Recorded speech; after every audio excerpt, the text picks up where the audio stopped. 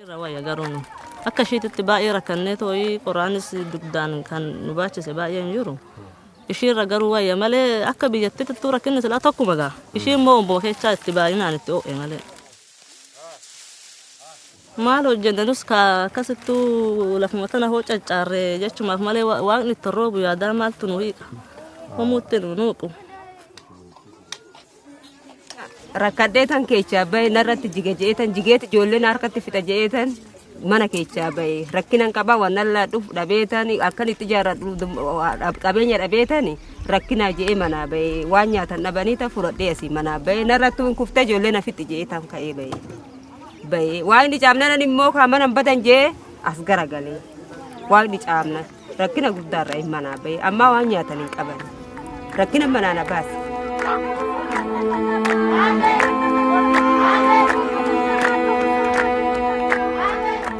One of the very heartbreaking thing that I live with is when I see people in rural areas being buried before they start living. In a way, this is really a true description of what it means to live in rural Ethiopia. Many of these intelligent people die before their potential is out.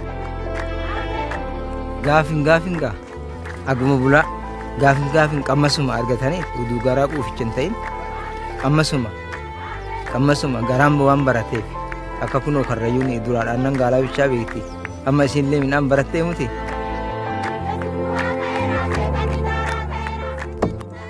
Hard as it is for us to understand, these people have no choice but to cut down the trees to sell for charcoal.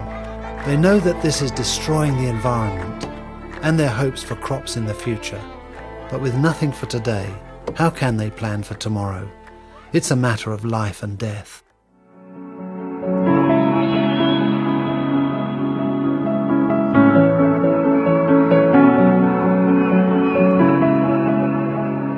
Afaan namatti latootan ofittis aare biyumaayim baashi girin barayyuu man xaara nan dabarto ijoollee tiyas gateetan biyyaa baajeetan namatti waa'ee himaa. Maali bogooftaa Yesuus Kiristoos fayyisaadha. Hippayyitas dhibeetanas daanjaa innas seene naffayyee nan gammadeefa waaqayyo fudhadhee waan ta'eef homaa na jalaan bane. Na gammachiise gooftaan.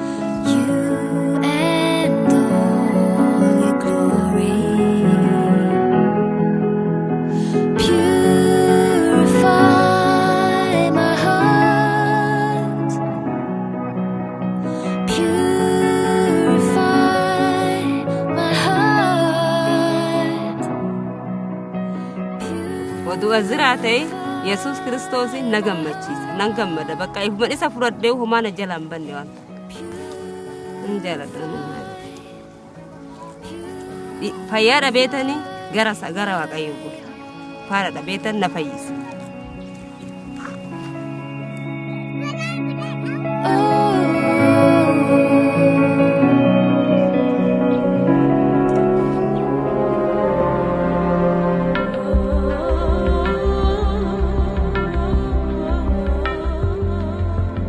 Jesus was riding this amazing wave of approval when he comes to his hometown in Nazareth.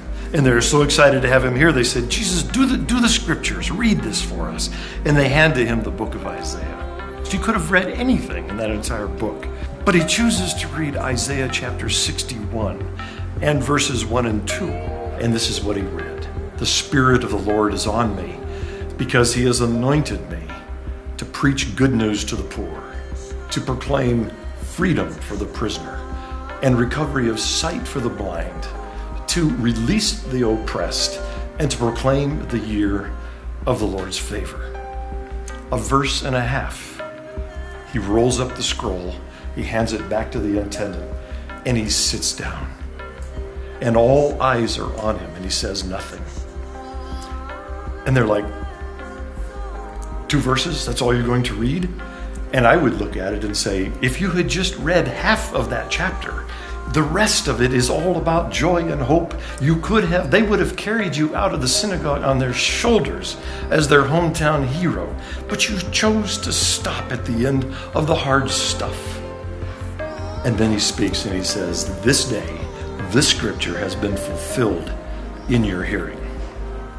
And upon saying that, he made his choice. He chose to align himself with the prisoner and with the poor, with the blind and with the oppressed. And it was an important fork in the road that he took that day. And it led ultimately to the cross.